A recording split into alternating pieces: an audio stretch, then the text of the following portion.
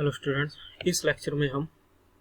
Vessels functions के case number 3 के बारे में डिस्कस करेंगे। लास्ट लेक्चर में हमने केस नंबर 2 डिस्कस किया था। हाँ जी, so case number third if n is an integer in Bessel's equations and solution of Bessel equations. If n is negative integer, so equation number 5 fails to give ux. If n is positive integer, then equation 6 fails to give vx. यानी कि अगर n कोई हमारे पास integer number हो, वो negative हो या positive, अगर वो नेगेटिव इंटीजर है सो इक्वेशन नंबर जो 5 आई थी हमारे पास बेसल्स इक्वेशंस के सॉल्यूशंस में, सो वहाँ से हमारे पास ux बना था। सो वहाँ से क्या होगा कि इक्वेशन नंबर 5 फेल्स हो जाएगी कि हमारे पास ux नहीं आएगा। अगर n पॉजिटिव इंटीजर है सो इक्वेशन नंबर 6 में जो रिजल्ट है वो फेल होगा, सो वहाँ से हमारे पास vx नहीं आएगा। जैसा कि हमने इक्वेशन नंबर 5 और 6 थी हमारे पास, लास्ट लेक्चर में हमने इसको देखा था। ये थी हमारे पास इक्वेशन नंबर 5, ux की वैल्यू थी जो a0 x की power n 1 minus 1/4 n plus 1 x square and so on. अगर यहाँ पे हमारे पास n कोई नेगेटिव नंबर आ जाता है, इंटीजर आ जाता है, चाहे वो कोई सा भी नंबर हो, 1 हो, -1 हो, -2 हो एंड सो ऑन, क्योंकि ये हमारे पास कहाँ तक इन्फिनिटी तक जाएगी। इससे आगे वाली टर्म्स में क्या आता चला जाएगा, एक फैक्टर और बढ़ जाएगा यहाँ पे n प्लस 4। सो उस केस में यहाँ पे ये क्या हो जाएगा, हमारे पास इक्वेशन नंबर 5 से ये फेल हो जाएगी, यानी कि ux हमें यहाँ से नहीं मिलेगा। इसी तरीके से अगर हमारे पास n कोई पॉजिटिव इंटीजर नंबर हो तो उस केस में क्या होगा, यहाँ से vx हमारे पास नहीं होगा। कि n अगर हमारे पास कोई भी इंटीजर है, चाहे पॉजिटिव हो या नेगेटिव, तो सिर्फ और सिर्फ हमें यहाँ से एक ही सोल्यूशन मिलेगा, या तो ux मिलेगा या फिर vx। अगर वो नेगेटिव है तो vx मिलेगा, अगर पॉजिटिव है तो हमें ux मिलेगा।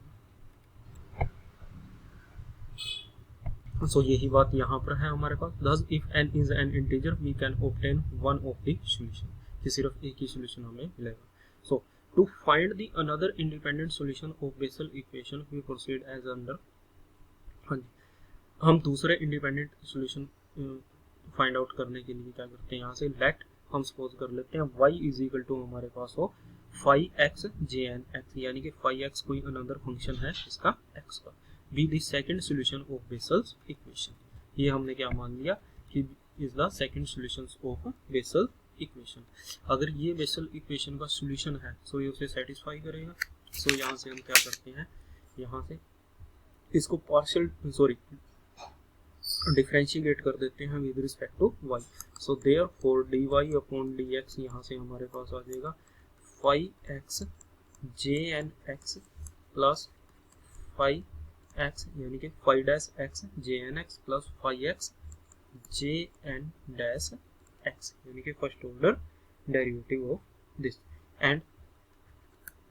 d2y upon dx square is equal to क्या आएगा, सबसे पहले डेरिवेटिव इसको कर देते हैं 5-x, यहाँ से आ जाएगा jnx प्लस ये आ जाएगा यहाँ से 5-x, ये हो जाएगा jn-x plus derivative of this, यानी कि डेरिवेटिव ऑफ दिस। सो यहाँ से हो जाएगा ये 5-x jn-x प्लस अब ये एस्टीज इसका डेरिवेटिव, सो 5x jn-x, ये आ जाएगा इसका derivative. So this is equal to ये आ जाएगा 5-x jn-x प्लस 2 इंटू में 5-x jn-x प्लस, और ये यहाँ से आ जाएगा हमारे पास 5x jn-x। So now putting all these values in given Bessel equation. So putting all these values in given Bessel system, all these value put in Bessel equation in Bessel's equations, जो कि हमारे पास है x square d2y upon dx square plus x dy upon dx plus x square minus n square y is equal to 0। So ये सभी values उठा करके इसमें यहाँ पर पुट कर दीजिए इस इक्वेशंस में। सो ये सभी वैल्यूज हम यहाँ पे पुट कर देते हैं। X square d two y upon d x square की वैल्यू थी 5 डबल डैश एक्स, हमारे पास थी 5 डबल डैश एक्स जे एन एक्स, ये थी इसकी वैल्यू 5 डबल डैश एक्स जे n x plus 2 5 dash x जे n dash x plus 5 x जे n double dash x, ये आ गई इसकी values, plus x d y upon d x की value थी जो ये थी 5 डैश एक्स जे एन एक्स प्लस 5 एक्स जे n dash x, ये वैल्यूज हमने यहाँ पुट कर दी, and plus x square minus n square, ये ले ली हमने y की वैल्यू जो हमने पुट किया था 5x j n x is equal to 0। So अब हम क्या करते हैं कि यहाँ पे 5x मल्टीप्लाई है जहाँ पे, और इस इक्वेशन में d two y upon d x की जगह हम क्या रख लेते हैं जे एन डबल डैश, यानी कि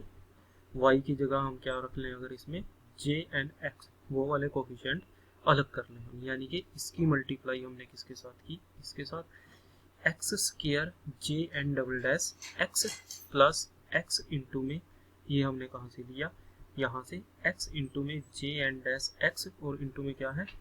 5x, ये आ गया मल्टीप्लाई में, 5x यहाँ भी था ये भी मल्टीप्लाई में, और प्लस यहाँ से आ गया x square minus n square,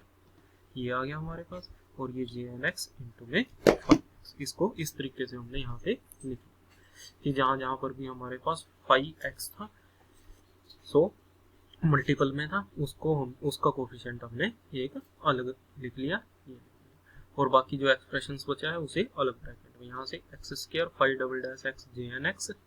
यहाँ एक्स 2x स्क्वायर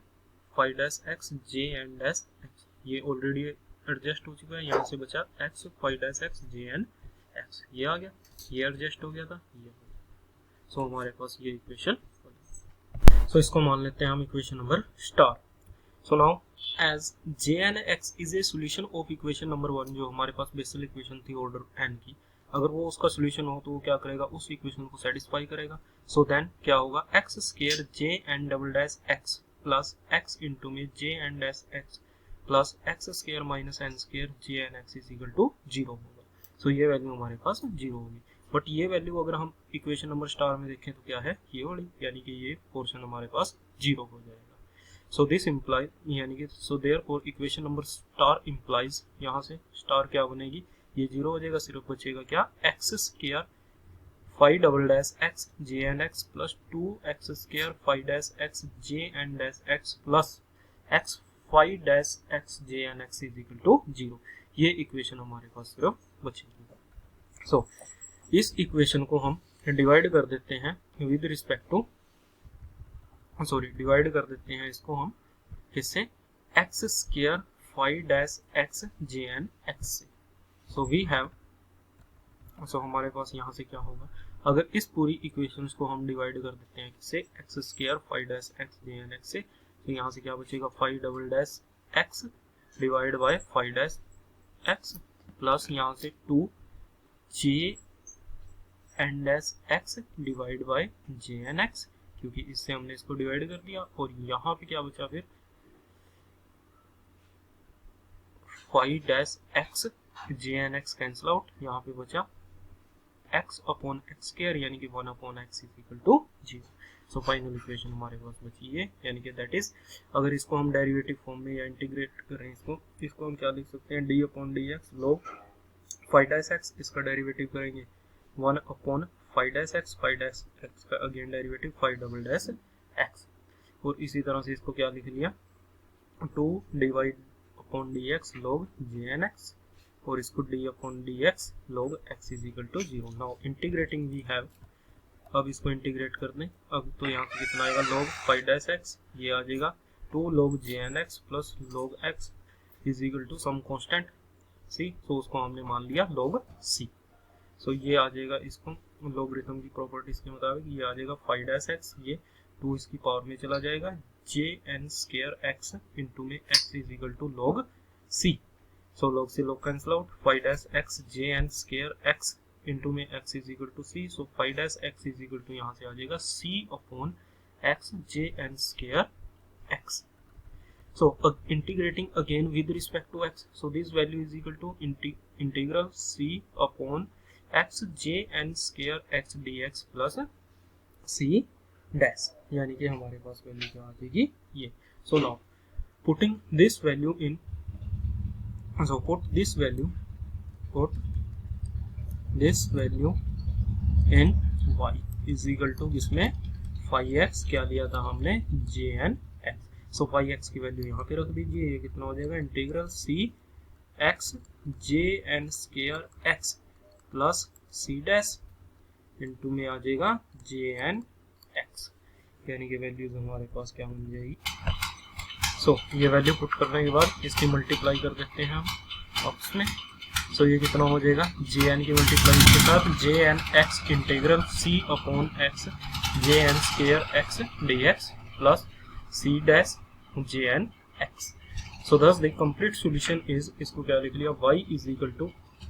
सी डैश जे एन एक्स को हमने लिख लिया ये यहाँ पे plus c two y n x की फॉर्म में इसको हमने लिख लिया ये, यानी कि या इसको सी डैश को अनदर नया कांस्टेंट नाम दे देते हैं हम यहाँ से. इसको हमने क्या लिख दिया यहाँ से सी, where C1 and C2 are arbitrary constant, where C1 and C2 are arbitrary constant. So thus the complete solution is, यहाँ से क्या बन गया y is equal to C1 j n x plus C2 y n x, where y n x is equal to किसके equal है, ये वाली term है जो हमारे पास, ये वाली टर्म यहाँ से j n x integral c upon x j n square x dx, यानी कि ये आ गया हमारे पास yn x. So yn x is called the Bessel function of second kind of order n. Yn x is called Bessel function of second kind of order n, and it is known as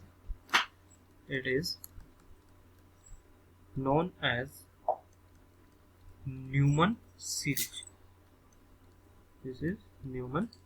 series या function, NEUMANN function, Newman function, and it is known as Newman function. So ये था हमारे पास इसका case number 3. So vessels function के हमने तीनों के तीन यहाँ पे केस डिस्कस किए. केस नंबर फर्स्ट किया था, उसमें क्या था कि हमारे पास n नॉट एन इंटीजर था. केस नंबर सेकंड में n इज इक्वल टू 0 था, और केस नंबर थर्ड में n इज इंटीजर नंबर था. सो तीनों के तीन केस में हमने देखा कि हमारे पास बेसल्स फंक्शन क्या